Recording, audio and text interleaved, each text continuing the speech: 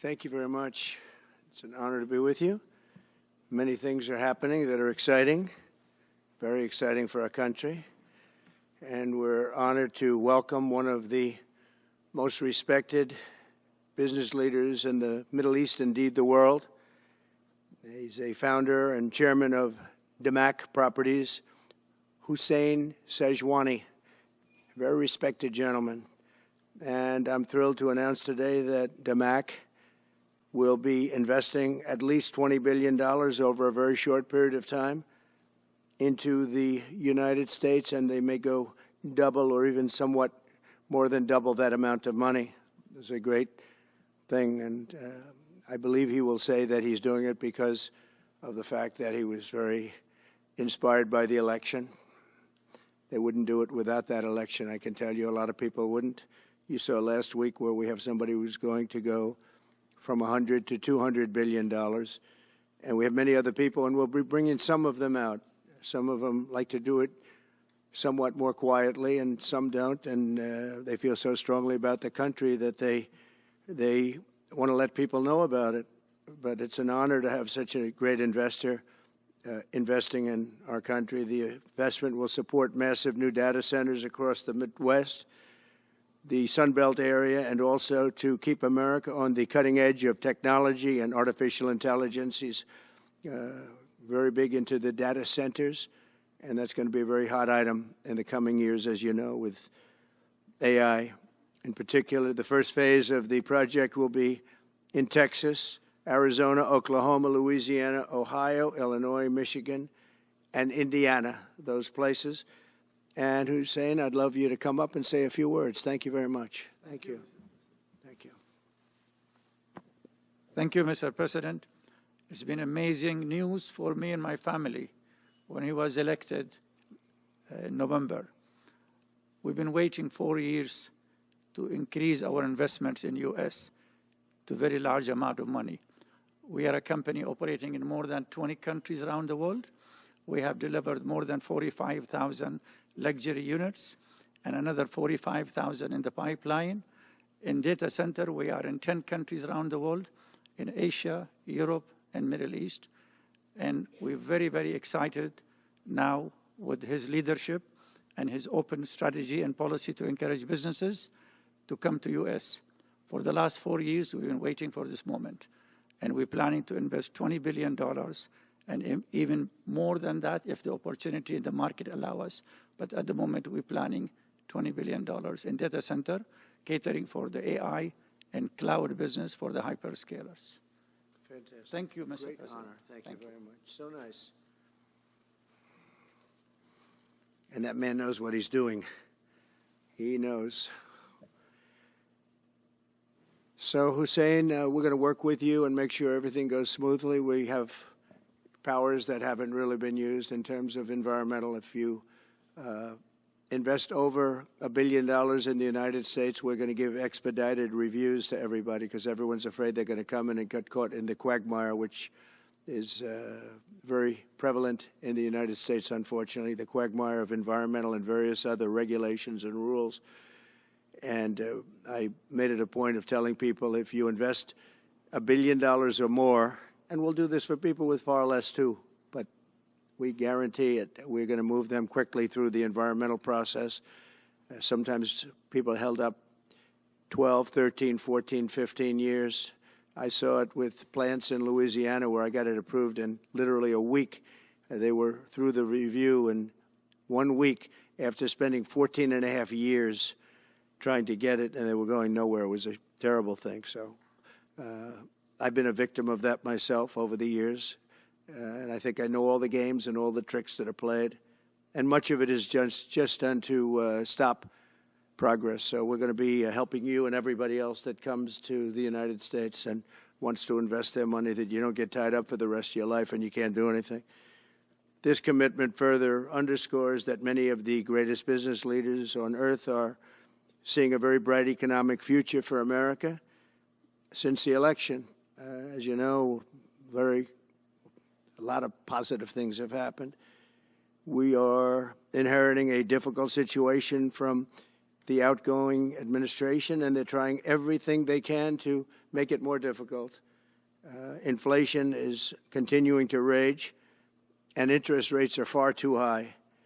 And I've been disappointed to see the Biden administration's attempt to block the reforms of the American people and that they voted for. We had a landslide election. We won every swing state. We won the popular vote by millions and millions of people.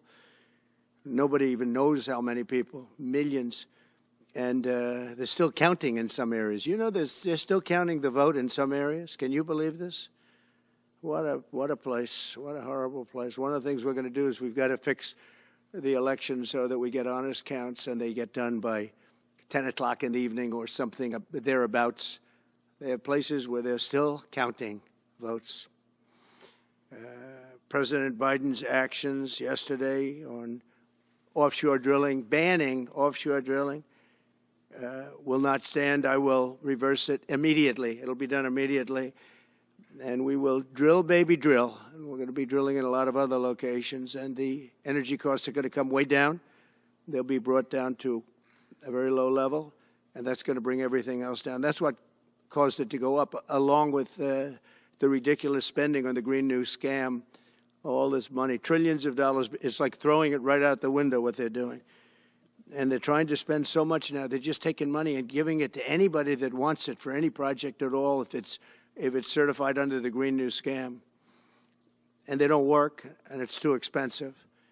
And, you know, they told me that we're going to do everything possible to make this transition to the new administration very smooth. It's not smooth because they're doing that. They're playing with the courts, as you know. They've been playing with the courts for 4 years, probably got me more votes because I got the highest number of votes ever gotten by a Republican, by far, actually, by a lot. And, you know, we had a great election, so I guess it didn't work. But even to this day, they're playing with the courts. They have their friendly judges that like to try and make everybody happy on the Democrat side. It's called lawfare. It's called weaponization of justice, and it's happened at a level nobody's ever seen before. So many. I defeated deranged Jack Smith. He's a deranged individual. I guess he's on his way back to The Hague. And we won those cases. Those were the biggest ones. And the press made such a big deal out of them, but we did nothing wrong. We did nothing wrong on anything. And the people saw that. You know, when they vote, when a Republican, it's not easy for a Republican. When the Republican wins the popular vote by millions and wins all 7 of the swing states, people said, well, he could win 4. We won all 7, and we won them by a lot. That tells you we won. That tells, and they've been watching this injustice. I call it the Injustice Department. What they've done is so bad. The whole world has watched that. And it took work, but it got me a lot of votes because when explained, I mean, we have a judge in New York who's a very crooked judge. I'm under a gag order. I can't even talk about aspects of the case that are the most vital aspects. I'm under a gag. Do you know that I'm the president-elect of the United States of America? I'm a former very successful president. We had the greatest economy in the history of our country. We had borders that were sealed and beautiful. Everything was good. We had no wars. We defeated ISIS. We had no wars. Now I'm going into a world that's burning with Russia and Ukraine, with Israel. You took a look at that attack on October 7th, the attack on Israel, with the horrible way they got out. Not the fact that they got out. I would have been out before them. But we would have been out of Afghanistan with dignity and strength as opposed to looking like a bunch of fools with 13 dead and many, many badly, horrifically injured. Nobody ever talks about them. No arms, no legs. Nobody ever talks about them. The way they got out was outrageous, leaving billions of dollars of brand new military equipment that I bought in the hands of the Afghans and specifically the Taliban. It's the group. And we were doing very well. We would have been out. We would have been respected. I think it's one of the reasons it was so badly handled, that withdrawal where people are jumping onto airplanes, falling off the sides of airplanes when they're 3,000 feet in the air. And nobody's ever seen anything like that, the worst. And because of that, I think Russia went and attacked Ukraine. When they saw that, they said, these guys are incompetent. They don't know what they're doing. But we know what we're doing now, and that's going to all end. And we have a great military. I defeated ISIS, as you know. We're in no wars. I just finished a couple. And we got also our soldiers guarding Syria and Turkey. We're in the middle. We had 5,000 soldiers. They would have been gobbled up with two armies. We had one army, 300,000. We had another one, 500,000 or 600,000, getting ready. We had 5,000 people in the middle. I said to a general, how do 5,000 people do in that case? And the general just looked at me and said, not well, sir, not well. And I took them out. And you know what happened? Nothing. I got criticized. I saved 5,000 lives, actually. And we did a great job, and we're going to do an even better job because now we have a tremendous amount of experience. We have people that I can rely on. But the 625 million acres, people can't realize, it's like the whole ocean. Take an acre. You know, an acre, you have a house on a half an acre, on a quarter of an acre, or an acre. If you have an acre, you have a big deal. Now you multiply that by 625 million acres. It's like, feels like the whole ocean. And that's our strength, you know. People can say we manufacture, we don't manufacture. The thing we have oil and gas more than anybody in the world. We're going to have more of it, too. But they took away 625 million acres of offshore drilling. Nobody else does that. And they think they have it, but we'll put it back. I'm going to put it back on day one. I'm going to have it revoked on day one. We'll go immediately if we need to. I don't think we should have to go to the courts. But if we do have to go to the courts, you know, they try to be sneaky. They go in and they sign. Remember, this is a man that said he wants the transition to be smooth. Well, you don't do the kind of things. You don't have a judge working real hard to try and embarrass you. Because I did nothing wrong. By the way, I did nothing, absolutely nothing wrong. If I did something wrong, I wouldn't be standing here right now because I've won all these cases. Nobody's ever won so many cases as I have against the Justice Department. I mean, Jack Smith had cases all over the place. People were being subpoenaed. Lives were being ruined. They were spending everything they had, money. We were helping them out. We had to. They were subpoenaing people that had no idea what they were even talking about. That's a sick group of people. And it was all to influence the election. It was all a fight against a political opponent. We've never had that in this country. We have had that in certain countries. We've had that in third-tier countries. We've had that in banana republics, but we've never had that in a place like the United States. I don't even know if it's been on a small level. I'm sure it has been on a small level, but this was the largest level ever. They brought this moron out of The Hague.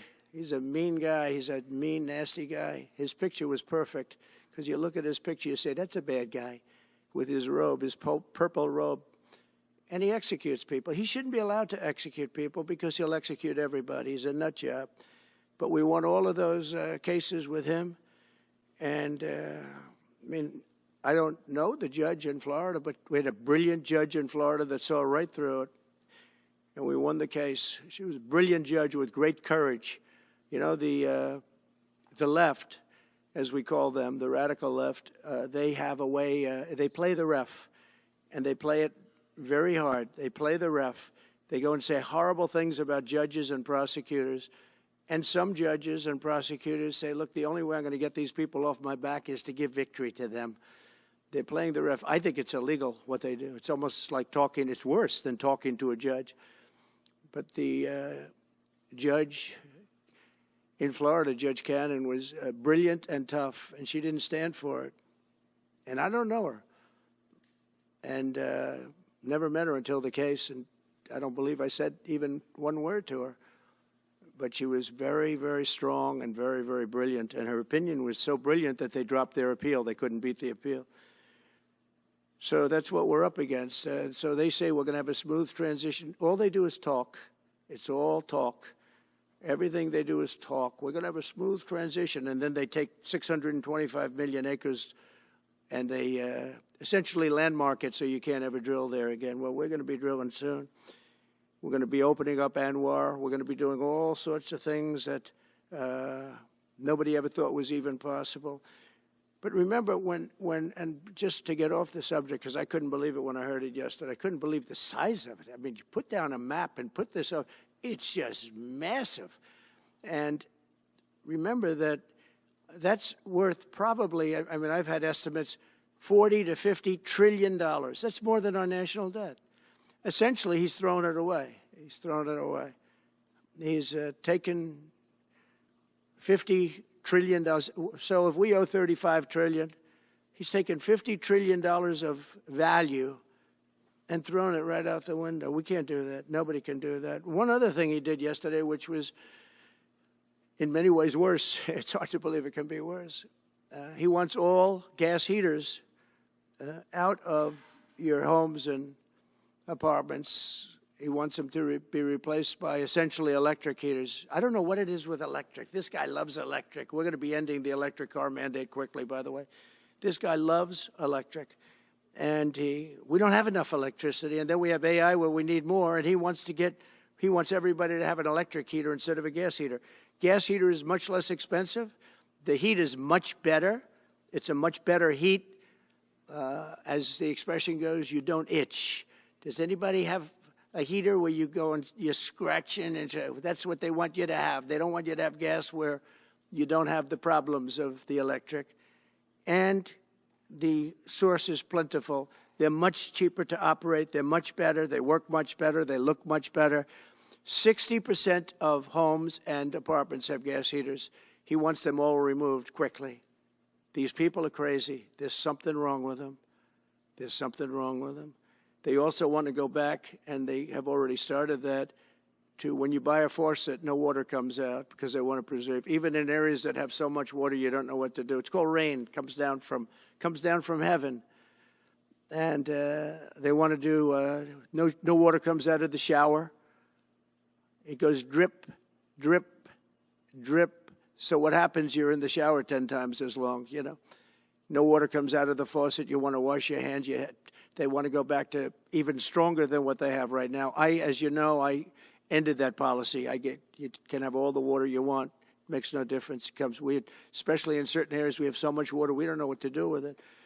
But these are all things. They want very, very little water to go into your dishwasher, almost none. And you know what people do? They just keep pressing, keep it going. They end up using more water. Likewise, washing machines. They want in your washing machine to have very little water coming out of the washing machine. So when you wash your clothing, you have to wash it 4 times instead of once. You end up using more water. We're a party of common sense, and things that I'm telling you now is really all about common sense. On January 20th, we'll turn the economy around very quickly, because right now when I think of our economy, I think about inflation. That's what we have. We have inflation, I believe, at a level that we never had before. There's never been anything like it. And over the next 4 years, the United States is going to take off like a rocket ship. But really, it's already doing it. If you take a look, just last month, SoftBank announced the $200 billion. I think it'll be 200. He said between 100, and I said, how about making it 200? And he sort of said yes, but let's say it's 100, but it might be 200, right, Brian? Dollars, United States, creating more than 100,000 jobs. Hussein just announced a tremendous investment that he's going to make, and that's money that's in the bank. He's going to come and do it, and he'll do a great job, and he'll build the best centers in the country, I guarantee, because I know the way he builds. Since my election, the stock market has set records. The S&P 500 index has broken above 6,000 points for the first time ever, never even close. In a single month, small business optimism soared 41 points. It's not a 41. It went up 41 points. And that's the largest in the 39-year history of the group that does it. According to Gallup, the American people's confidence in the economy has just surged to the highest level in history. That's why I have a news conference like that. I take the greatest business leaders in the world. I say, hey, do you want to say you're going to invest the money? They're not looking for news conferences. They're saying, what am I doing here? They go in and they invest money, but it's good to know where the smartest business people in the world are investing, and they're investing in the United States. So we've done this all in 2 months of not being there. You know, we haven't been there. And It's pretty amazing, and we think we're going to do some really great things, really great things. We're being respected again all over the world. The Panama Canal is a disgrace, what took place at the Panama Canal. Jimmy Carter gave it to them for $1, and they were supposed to treat us well. I thought it was a terrible thing to do. You know, it was the most expensive structure ever built in the history of our country, relatively. It would be the equivalent of substantially over $1 trillion today. We lost 38,000 people. Think of it, 38,000 people, they died from malaria, mosquitoes. They were unable to stop the mosquitoes. They paid people 5 times more to take the job. Many of those people died. We gave it away for $1. But the deal was that, you know, they have to treat us fairly. They don't treat us fairly. They charge more for our ships than they charge for ships of other countries. They charge more for our Navy than they charge for navies of other countries. They laugh at us because they think we're stupid, but we're not stupid anymore. So the Panama Canal is under discussion with them right now. They violated every aspect of the agreement, and they morally violated it also. And they want our help because it's leaking and not in good repair. And they want us to give $3 billion to help fix it. I said, well, why don't you get the money from China? Because China's basically taken it over. China's at both ends of the Panama Canal. China's running the Panama Canal. And they come to see this Biden, this guy who should never have been allowed even to run for president. Of course, she shouldn't have either, because that never happened. I had to be 2 people, not 1. But they want $3 billion to fix the Panama Canal that's run by China and makes a lot of money, China. One of the most profitable structures ever built, because you have ships lined up back to Florida, frankly, and they just keep going through, and the numbers are staggering, $500,000 to $1 million a ship. And they took it away from us, meaning we gave it to them for $1. But not going to happen. What they've done to us, they've overcharged our ships, overcharged our Navy. And then when they need repair money, they come to the United States to put it up. We get nothing. Those days are over. Working with the Republican majorities in Congress, we'll cut taxes, slash regulations, raise wages, and boost incomes at a pace the world has not seen before, and certainly not from our country. We had a big chunk of it for the first 3 years prior to COVID coming in my administration. We had the greatest economy in history. We cut the most regulations in the history of our country, and I did that all in 4 years, by 4 times more than any other president cut. We did that in 4 years, and we were just getting started. We'll impose new tariffs so that the products on our stores will once again be stamped with those beautiful words, made in the USA. And we are not treated well, as you know, by Canada. Canada is subsidized to the tune of about $200 billion a year, plus other things. They don't essentially have a military. They have a very small military. They rely on our military. It's all fine, but, you know, they got to pay for that. It's very unfair. I have so many great friends. One of them is the great one, Wayne Gretzky. I said, run for prime minister, you'll win it'll take 2 seconds. But he said, well, am I going to run for prime minister or governor? You tell me. I said, I don't know. Let's make it governor. I like it better. But no, something's going to have to be done. Same thing with Mexico. We have a massive deficit with Mexico, and we help Mexico a lot. They're essentially run by the cartels, and can't let that happen. Mexico's really in trouble, a lot of trouble. Very dangerous place. And we're going to be announcing at a future date pretty soon. We're going to change, because we do most of the work there, and it's ours. We're going to be changing, sort of the opposite of Biden, where he's closing everything up, essentially getting rid of $50 to $60 trillion worth of assets. We're going to be changing the name of the Gulf of Mexico to the Gulf of America, which has a beautiful ring that covers a lot of territory. The Gulf of America, what a beautiful name. And it's appropriate. It's appropriate. And Mexico has to stop allowing millions of people to pour into our country. They can stop them. And we're going to put very serious tariffs on Mexico and Canada, because Canada, they come through Canada too. And the drugs that are coming through are at record numbers, record numbers. So we're going to make up for that by putting tariffs on Mexico and Canada, substantial tariffs. And we want to get along with everybody, but, you know, they have to, it takes two to tango. We're approaching the dawn of America's golden age. It's going to be a golden age for America. We have things that nobody else has. We have more natural resources. We have, number one, nobody knew that until I came along. I made us number one. We were number three. I made us number one in a very short period of time in drilling. And, you know, you can talk about windmills. They litter our country. They're littered all over our country like dropping paper, like dropping garbage in a field. And that's what happens to them, because in a period of time they turn to garbage. Most expensive energy ever. They only work if you get subsidy. The only people that want them are the people that are getting rich off windmills, getting massive subsidies from the U.S. government. And it's the most expensive energy there is. It's many, many times more expensive than clean natural gas. So we're going to try and have a policy where no windmills are being built. You know, off the coast of New Jersey, they want to build like 200 windmills. The people are going crazy. Nobody wants them, and they're very expensive. They don't work without subsidy. You don't want energy that needs subsidy. Energy is a good business. You don't need subsidy. But when you build these massive towers, I mean, they're 25 stories tall, 40 stories. They have one 70 stories tall. The blades, they take 3 ships to ship them.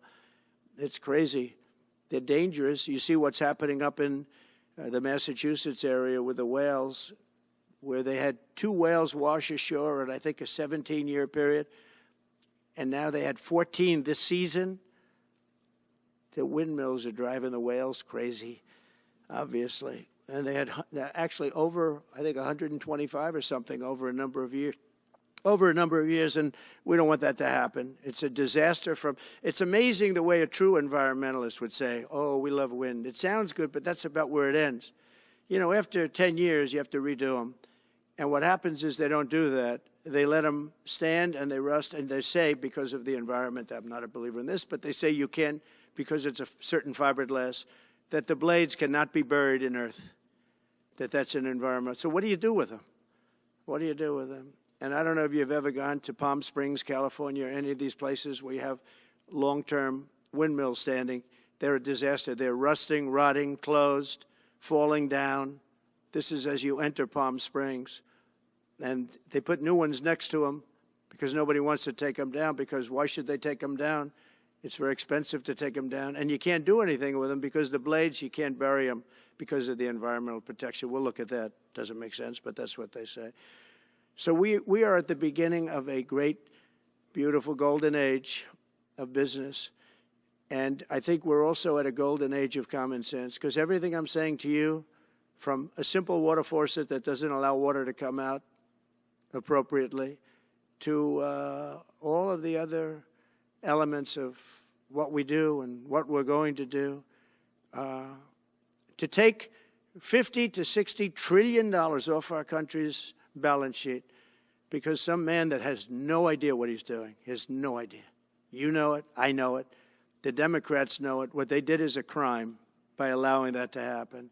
And I'll bet you, if you asked him today, how much acreage did you submit? Essentially, did you destroy? You destroyed the economic viability of drilling in the ocean.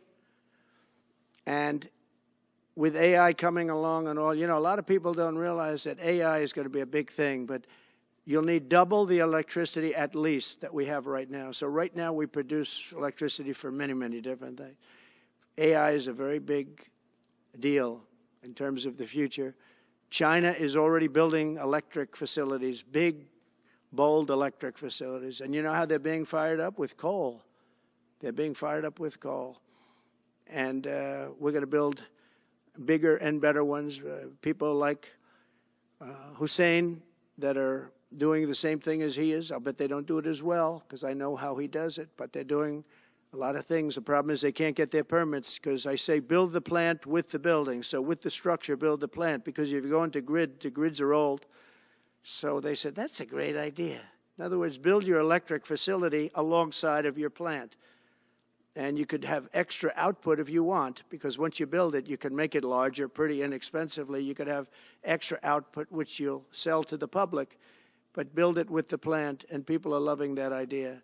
So we're going to have a lot of fun making America great again, and it's going to happen, I think, very, very quickly. It's already happened. So I would say this, and this has been pretty openly reported by the news. There's never been anything like what's happened in the list since we won the election. Couple of months since we won the election, the whole perception of the whole world is different. People from other countries have called me. They said, thank you, thank you. The perception of the whole world is different. We're going to have to settle some big problems that are going on right now. We're going to have to settle up with Russia, Ukraine. That's a disaster. I look at numbers every week, the number of people being killed in that war. People don't know, mostly soldiers now. But the towns have been obliterated. This was a Biden fiasco that that should have never happened. If we had a real president, if we had a president that knew what he was doing, Russia would have never, ever gone in. But they did go in, and we have a mess. The cities are all blown up. The people have largely left. And the soldiers are killing each other at levels that haven't been seen since the Second World War. So we'll have to get that one straightened out, too. That's a tough one. Much tougher than it would have been before it started, I can tell you that. A deal could have been made just by an average deal maker. Deal could have been made on that. So thank you all for coming. We'll take a couple of questions. Yeah. Go ahead, please. Mr. President, thank you. I wanted to touch on the world on fire that you mentioned, but let's start, if we could, with your references to Greenland and the Panama Canal, so forth. Can you assure the world that as you try to get control of these areas, you are not going to use military or economic coercion? No. And can you tell us a little bit about what your plan is? Are you going to negotiate a new treaty? Are you going to ask the Canadians to hold a vote? What is the strategy? Yeah. I can't assure you, you're talking about Panama and Greenland. No, I can't assure you on either of those two. But I can say this, we need them for economic security. The Panama Canal was built for our military. I'm not going to commit to that now. It might be that you'll have to do something. Look, the Panama Canal is vital to our country. It's being operated by China. China. And we gave the Panama Canal to Panama. We didn't give it to China. And they've abused it. They've abused that gift. It should have never been made, by the way. Giving the Panama Canal is why Jimmy Carter lost the election, in my opinion, more so maybe than the hostages. The hostages were a big deal.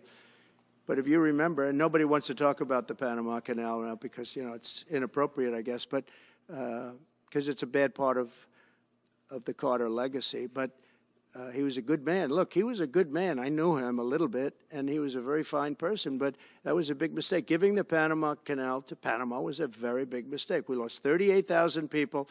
It cost us the equivalent of $1 trillion, maybe more than that. Probably the most expensive, they say it was the most expensive structure, if we call it a structure, which I guess you can, ever built. And giving that away was a horrible thing. And I believe that's why Jimmy Carter lost the election, even more so than the hostages. Those two things. If I could just follow up on Ukraine and Iran, the two negotiations you'll be heading into. On Ukraine, you said just before it's a lot more complicated now. Much more complicated. Do you believe... Because it would have never started. Right, but it has started. Well, not only started, the cities are largely knocked down. So you've got what you've got. At this point, to hold on to leverage in dealing with President Putin, would you make a commitment to the Ukrainians that you will keep supporting them during the negotiations? Well, I wouldn't tell you if that were the case. Would you make a commitment to provide a security guarantee if they do enter into an armistice or a ceasefire along the lines that the French and the Germans? So, you know, a big part of the problem was Russia for many, many years, long before Putin said you could never have NATO involved with Ukraine. Now, they've said that. That's been like written in stone. And somewhere along the line, Biden said, no, they should be able to join NATO. Well, then Russia has somebody right on their doorstep, and I could understand their feeling about that. But there were a lot of mistakes made in that negotiation. And when I heard the way that Biden was negotiating, I said, you're going to end up in a war. And it turned out to be a very bad war. And it could escalate. That war could escalate to be much worse than it is right now. They can never join NATO. Well, my view is that it was always understood. In fact, I believe that they had a deal, and then Biden broke it. They had a deal which would have been a satisfactory deal to Ukraine and everybody else, but that Biden said, no, you have to be able to join NATO. And that's always been, and nobody knows more about NATO than I. You know, years ago when I first started this, I didn't know too much about NATO, but I got it right anyway.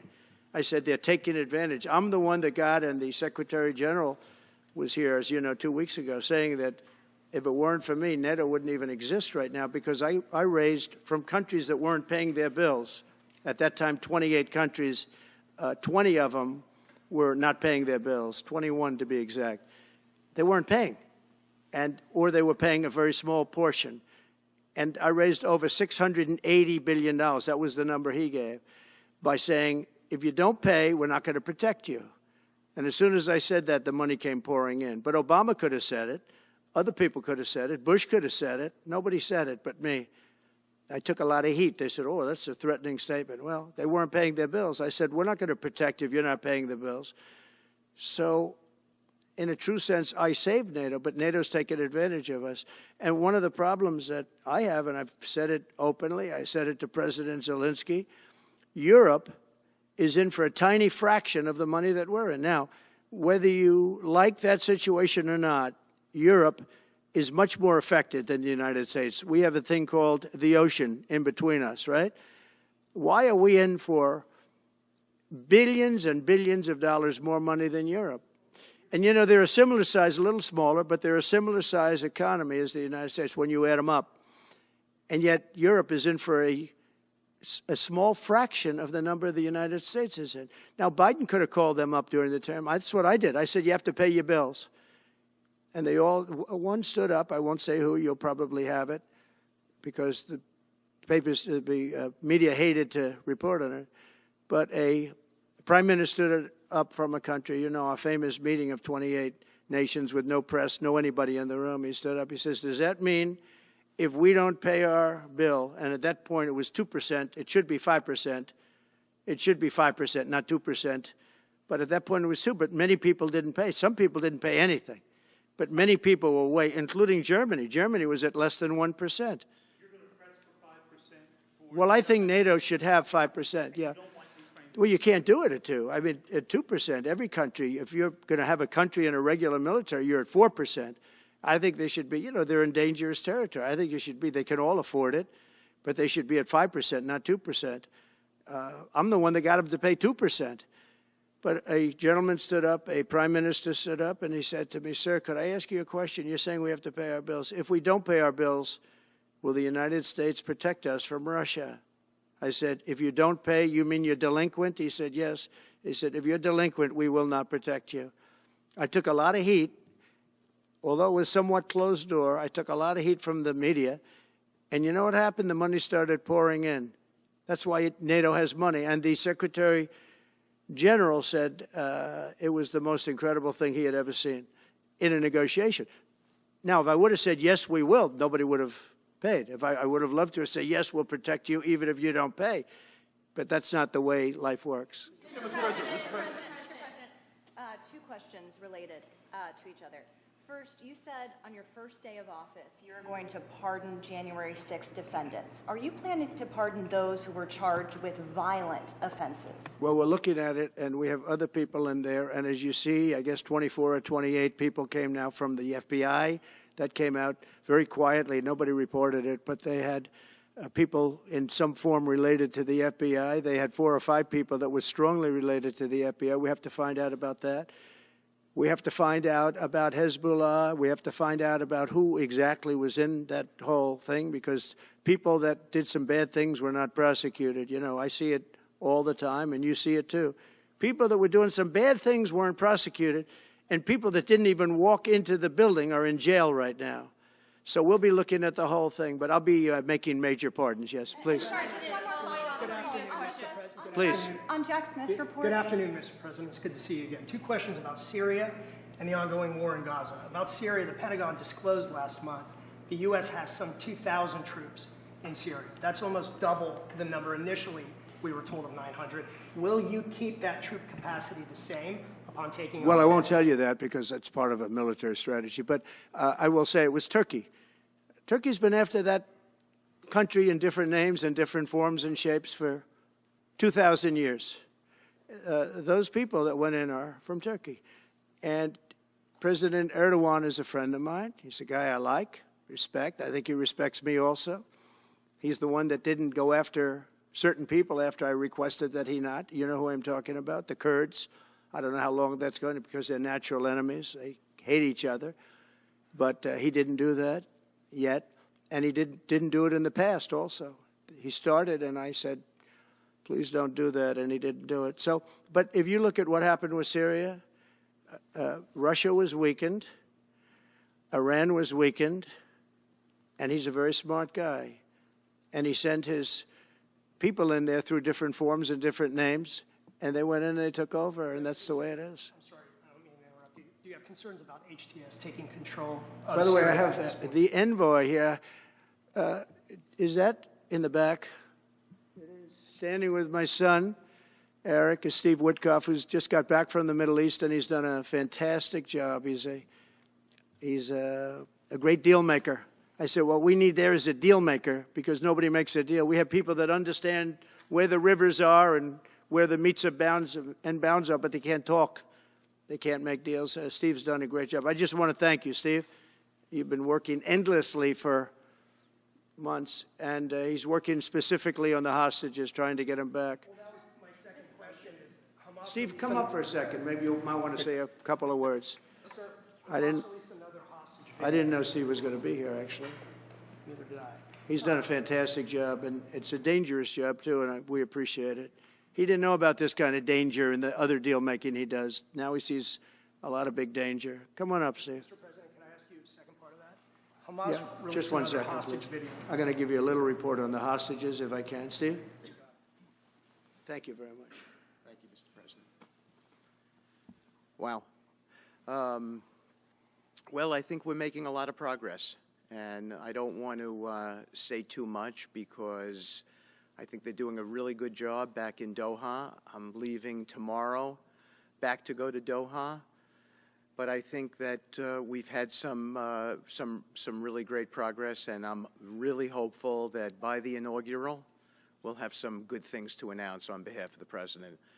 I actually believe that we're working in tandem in a really good way, but it's the President, his reputation, the things that he has said that are driving this negotiation, and so hopefully it'll all work out and we'll save some lives.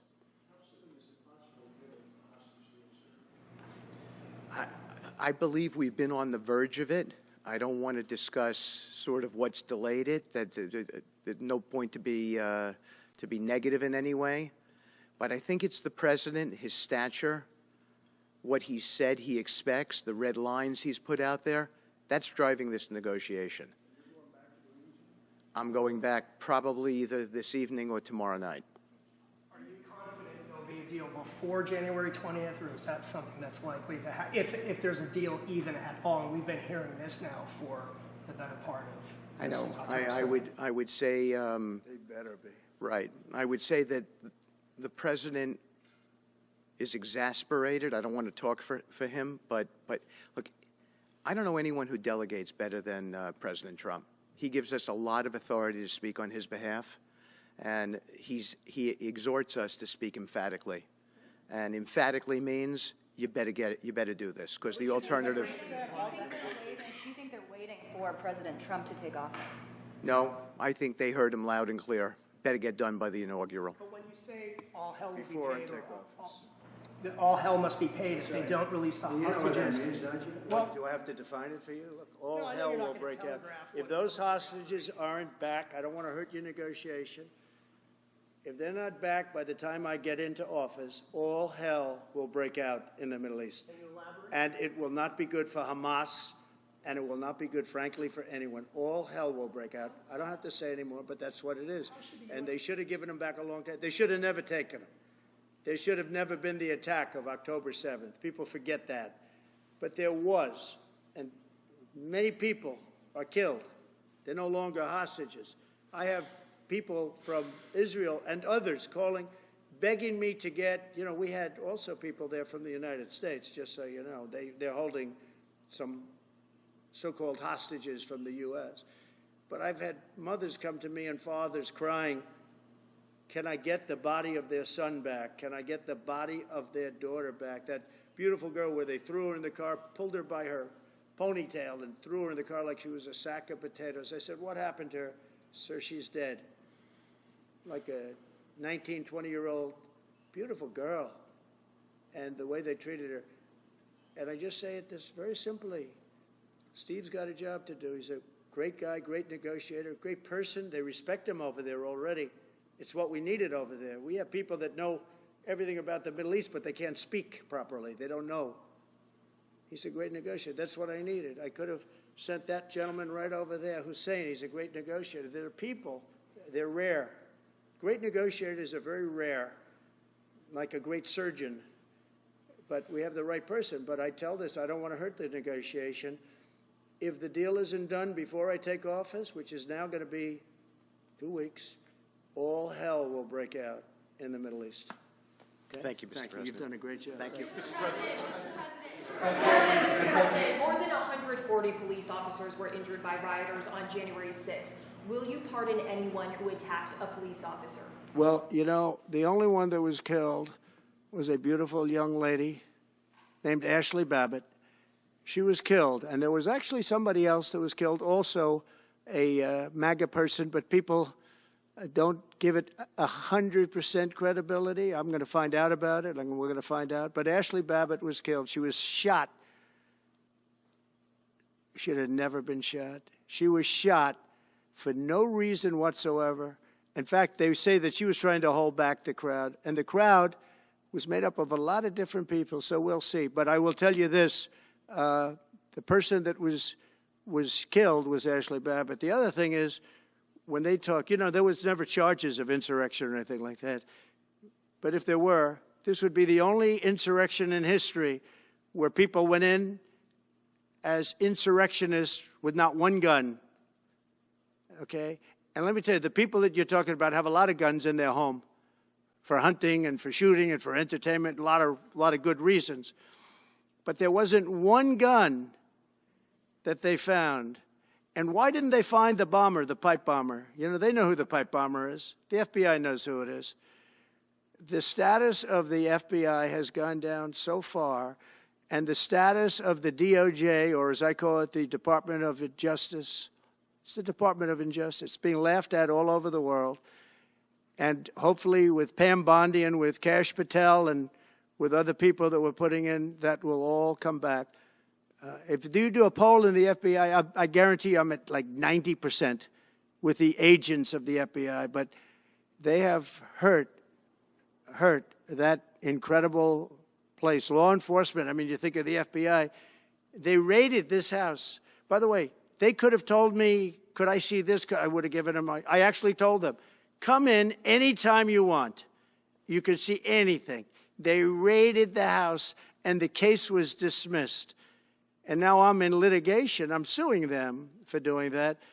And I feel so badly doing it. I'm the President of the United States, and I'm suing the United States. But I'm suing them for other things, too.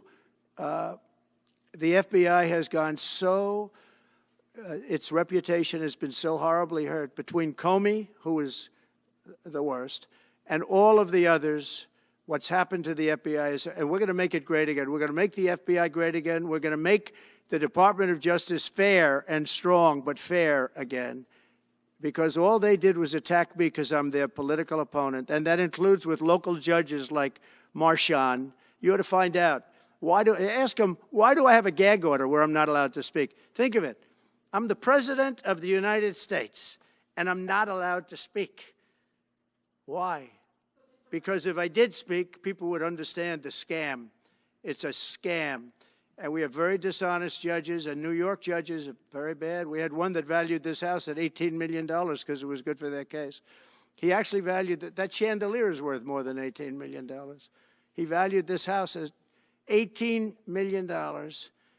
And we have another one who was so nasty, so horrible, such a brute, most vicious, vile person. These are New York judges. But we've won most of the cases, so we're very happy about that. Please. Back on Greenland, your position is clear, but have you directed your staff to take any specific actions to draw plans? And can you elaborate again? You didn't rule out military coercion. Well, we need Greenland for national security purposes. I've been told that for a long time, long before I even ran. I mean, people have been talking about it for a long time. You have approximately 45,000 people there. People really don't even know if Denmark has any legal right to it. But if they do, they should give it up because we need it for national security. That's for the free world. I'm talking about protecting the free world. You look at, you don't even need binoculars. You look outside, you have China ships all over the place. You have Russian ships all over the place. We're not letting that happen. We're not letting it happen. And if Denmark wants to get to a conclusion, but nobody knows if they even have any right, title, or interest. The people are going to probably vote for independence or to come into the United States. But if they did do that, then I would tariff Denmark at a very high level. Have you asked your staff to draw plans for acquisition? I mean, are you actively No, we're pursuing not at that stage, but we have people. I haven't even entered office yet. Secondly, sir, Elon Musk has drawn some criticism and a lot of attention for some of his actions and provocative statements about foreign affairs, including in Europe. Your reaction to that, is that appropriate for... You mean where he likes people that tended to be conservative? I don't know the people. I can say Elon's doing a good job, very smart guy. I don't know the people you're talking about. He was, I know he said some negative things about a couple of people that are running for office, but that's not so unusual. Yes, please. I wanted to ask you about Ukraine and Putin. How soon do you anticipate going to meet with Putin to discuss the Ukraine situation? Well, I can't tell you that, but I know that Putin would like to meet. I don't think it's appropriate that I meet until after the 20th, which I hate, because, you know, every day people are being, many, many young people are being killed, soldiers. You know, the land is very flat, and hundreds of thousands of soldiers from each, many hundreds of thousands from each side are dead, and they're laying in fields all over the place. Nobody to even collect. There's landmines all over. It's a disaster. But it's very flat. It's great. It's farmland, and it's very, very flat. And the only thing that stops a bullet is the human body. And the human body is stopping a lot of bullets. Within the I hope first so. 3 to 6 months? I hope to have 6 months. No, I would think, I hope long before 6 months. Look, Russia's losing a lot of young people, and so is Ukraine. And it should have never been started. That's a war that should have never happened. I guarantee you, if I were president, that war would have never happened. Who would you like to nominate to replace Michael Barr as vice chair of the military? I'll be announcing somebody. Mr. President, if we were to work under the assumption that you're serious about making Canada 51st state of the United States, the leader of the Conservative Party in Canada said, under no circumstance will it ever be the 51st state. Maybe he won't win, but maybe he will. I don't. You had suggested. Listen, I don't care what he says. But Sir Lopez, you said you were considering military force to acquire Panama and Greenland. Are you also considering military force to annex and acquire Canada? No, economic force, because Canada and the United States, that would really be something. You get rid of that artificially drawn line, and you take a look at what that looks like. And it would also be much better for national security. Don't forget, we basically protect Canada. But here's the problem with Canada. So many friends up there. I love the Canadian people. They're great. But we're spending hundreds of billions a year to protect it. We're spending hundreds of billions a year to take care of Canada. We lose in trade deficits. We're losing massive. We don't need their cars. You know, they make 20% of our cars. We don't need that. I'd rather make them in Detroit. We don't need the cars. We don't need their lumber. We have massive fields of lumber. We don't need their lumber. We have to unrestrict them because stupid people put, restrictions on, but I can do that with an executive order. We don't need anything they have. We don't need their dairy products. We have more than they have. We don't need anything. So why are we losing $200 billion a year and more to protect Canada? And I said that to, as I called him, Governor Trudeau. I said, listen, what would happen if we didn't subsidize you, if we didn't, because we give them a lot of money. We help them. As an example, we're buying icebreakers, and Canada wants to join us in the buying of icebreakers. I said, we don't really want to have a partner in the buying of icebreakers. We don't need a partner. But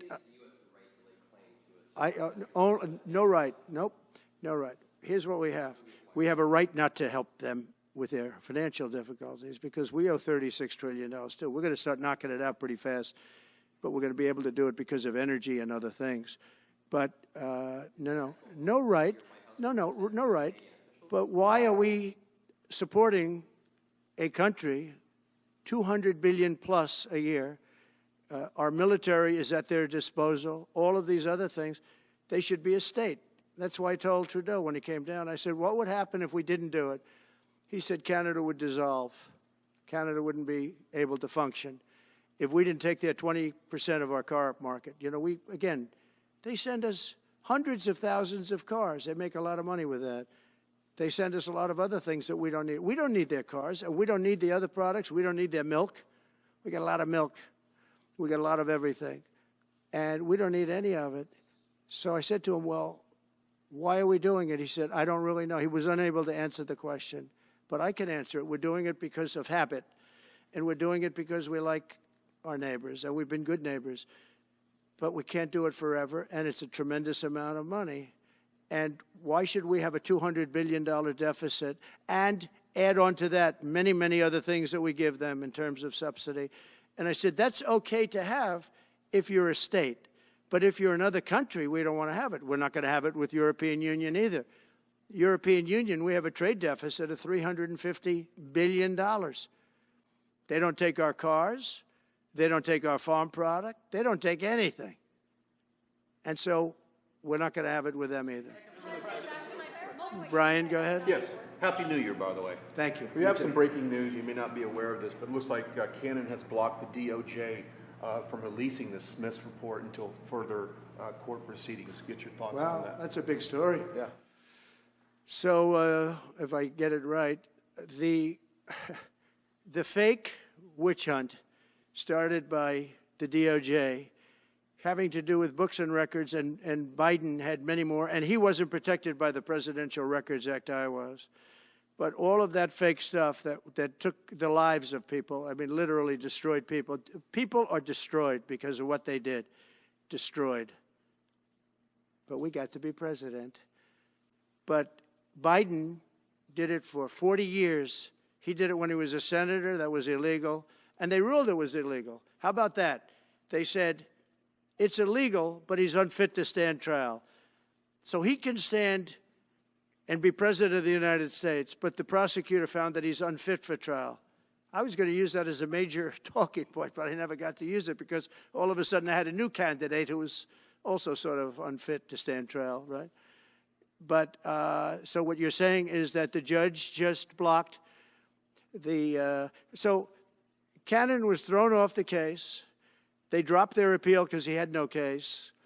They dropped all of that, the lawsuits against us. They lost the lawsuit. So this is deranged Jack Smith.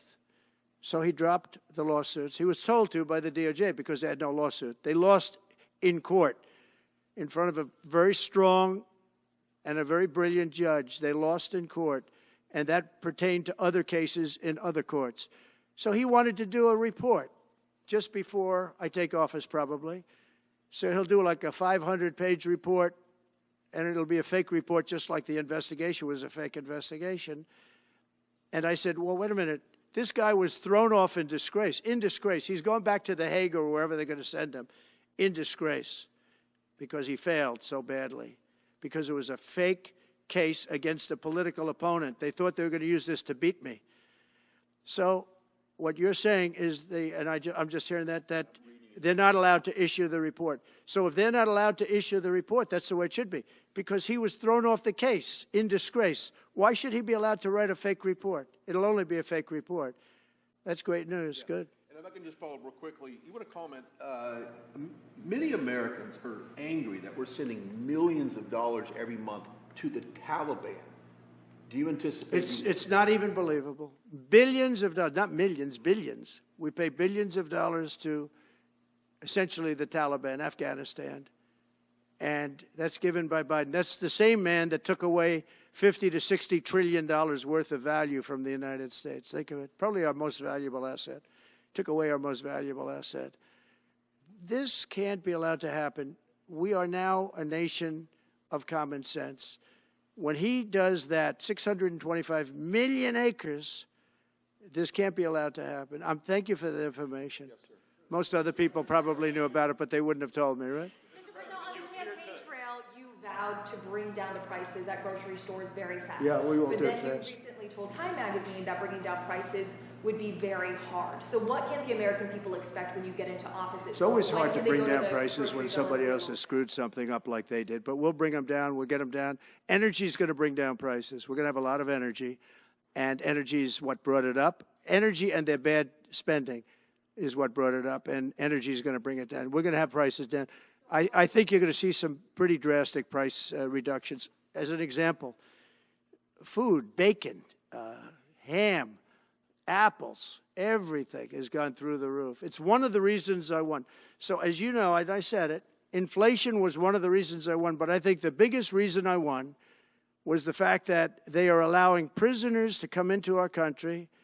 They released their prisoners, their murderers. Thousands of murderers are now walking around the streets of our cities and farmland all over. Murders, people that have killed.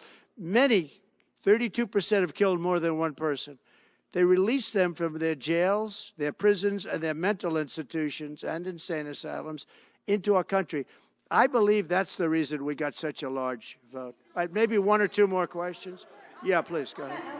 Go ahead, you go. Sir, can you, President Carter is laying in state today in Washington. You had some harsh words for him about the Panama Canal.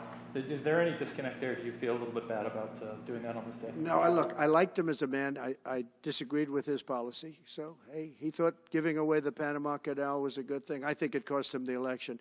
That and the hostages. I actually think that was a bigger factor because that's a deal that just should not have been made. But, again, this was a question that was asked of me. I didn't bring it up. I didn't want to bring up the Panama Canal because of Jimmy Carter's death.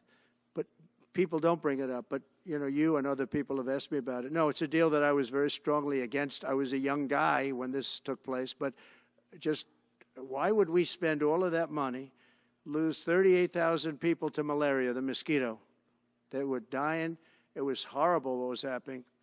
They paid them 4 times more than they would make in the United States, but they knew they were going to go over there and die. And they died in the jungles of malaria. There was nothing we could do to stop it. 38,000. And then we gave it away for $1.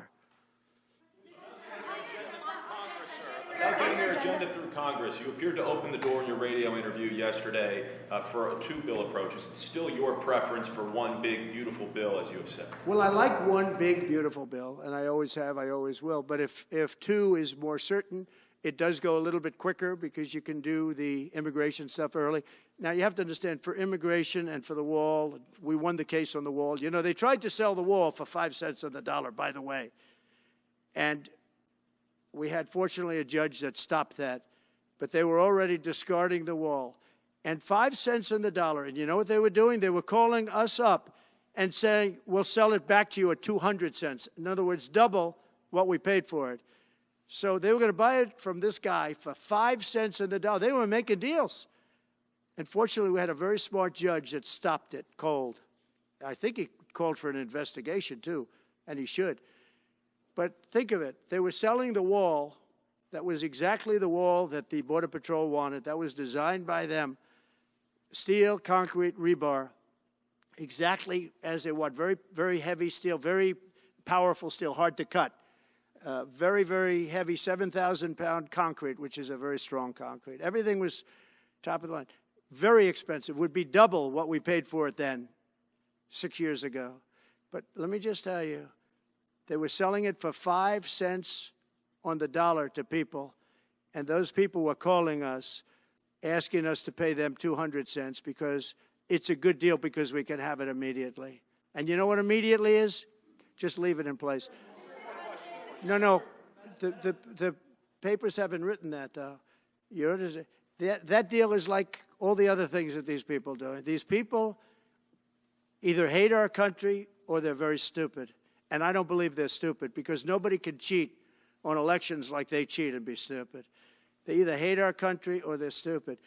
So remember what I said because nobody wants to report it. They were selling the wall for 5 cents on the dollar and trying to resell it back to us for 200 cents or less, but for 200 cents on the dollar. That's a nice return. Today announced that it will stop putting fact checks on posts on its website. And Meta said today it would stop putting fact checks on its website and instead allow community.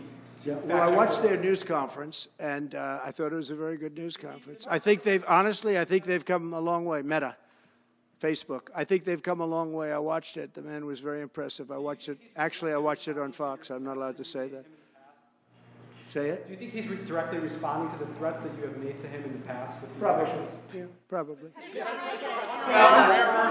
last time you were here, you were asked a question about the U.S. possibly launching a preemptive strike on Iran. You said you wouldn't answer that question. On who? Obviously, on Iran. The U.S. launching a preemptive strike on Iran's nuclear facilities. And I said, I don't talk about it. It's a military strategy. But it is a legitimate question. It's something that well, it's not really, because only a stupid person would answer it. Look, it's a military strategy, and I'm not answering your questions on military strategy. All right, one more. Brian, go ahead. Brian. Could you give us a preview of what you might be talking to leaders of Congress who are expected to come here in the next couple of days? And you've got a very supportive Congress behind you. Yeah, they're great. So we have a wonderful Republican Congress. We have a leader that I have a lot of confidence in. I think he's going to be hopefully a great leader, a great speaker. And we have a leader, by the way, in the Senate I think has been great. John Thune has been doing a fantastic job. But it goes through the House first. And the question is whether or not we do the two bills or one bill. And, you know, look, I can live either way. I like the idea of the one big bill, but I can live either way. But they'll be coming down. The senators also will be coming down. And then ultimately we'll be meeting in the White House in a few weeks. But right now this is the winter season. You know, they sort of call this the winter White House. It was built, I don't know if you know this, Marjorie Meriwether Post and E.F. Hutton built this. It was the greatest of all the estates in our country. And I saved it, and I got a lot of credit for saving it. Most of these big, great houses have been knocked down in Palm Beach, just about all of them, actually. And they, you know, you'd build 10 mansions on one site, but we saved it. But this was built as the Southern White House, and she gave it to the government. And, by the way, Jimmy Carter gave it back. He said it's too expensive for the United States. So I didn't realize that. Real quick, I was just told. Actually, Jimmy Carter, Nixon was through Watergate. He came down. Nixon came here once. And he thought it was incredible, but he had a thing called Watergate, if anybody remembers that. And so he had other things on his mind, to put it mildly. And Jimmy Carter felt that it was too extravagant for the country. So fortunately for me, he gave it back to the foundation, and I bought it from the foundation. President, on reconciliation, some Republicans saying in trade for a massive bill that you and they share the interest in, they want to see big spending cuts. Do you agree with that? And what well, I'm okay with spending cuts. I like spending cuts. Just I'm on the record for spending cuts. And the debt ceiling was given to us. It shouldn't have been, but it was put in our lap. And what I want in terms of debt ceiling isn't the ceiling. I just don't want to see a default. That's all I want. I never talked about spending more money necessarily than all I want to see is no default. Because nobody knows what would happen if there was a default. It could be 1929 and it could be nothing. But that was put into our lap. And it shouldn't have been, but it was. And so we'll handle it. But debt ceiling is not about raising a lot of money. It's really just about extending it. I just want to see an extension. On immigration, how much can you do by executive order? Are you planning to do on executive order when it comes to immigration? And how much do you want Congress to tackle this issue? And also on day one, Well, I had the what safest executive border orders are in the you history of our planning? country by far. You remember the famous chart that I brought down. I love that chart very much for a lot of reasons. But I have the safest border by far in the history of our country. And when I took it over, it was a mess. Nothing like it is now. This is 10 times worse. I got elected because of the border the first time, and I think I got elected largely because of the border the third time. And the second time I did equally well. Well, not as well as the last time, but I did very well. And I will say, this was too big to rig.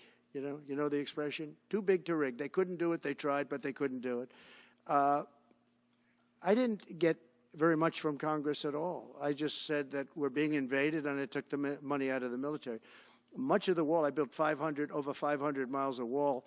Much of that wall was built through money that I put into the military. We took it out because we couldn't get things from Congress in those days, and we took it out.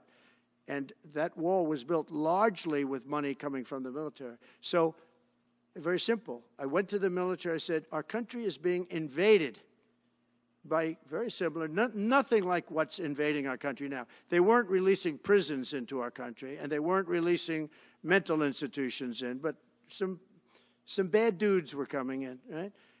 And I said, our country is being invaded. And I took that money largely from the military. I was sued 9 times by the Democrats in Congress, and I won all those suits. And we ended up building 571 miles of wall.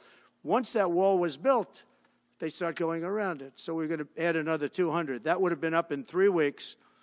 And then we had a very unfortunate election result. And they said, we don't want to put it up. We'll sell it. And they started selling it for 5 cents on the dollar. What a second. So we'll do this again. I just want to thank everybody very much. I'm just telling you, this will be the golden age of America. This is the golden age of America. We're going to have a great country again. We're a country right now under siege. We have so many different problems, and nobody respects us overseas, but now they do. The Italian prime minister, as you know, came here the other night, just flew in and flew out. She wanted to see me. And great respect is being shown when I went to the cathedral in France. Great respect was shown by the prime minister, the president, by everybody. France was, and by the way, I have to say they did a great job in the cathedral. But great respect is being shown to our country again, and we have a great country, but we have to run it properly. It's going to be run properly. We want to get back those hostages for Israel and for us. You know, we do have people that are hostages being held. And I'll just say it again. If this deal's not done with the people representing our nation, by the time I get to office, all hell is going to break out. Thank you very much.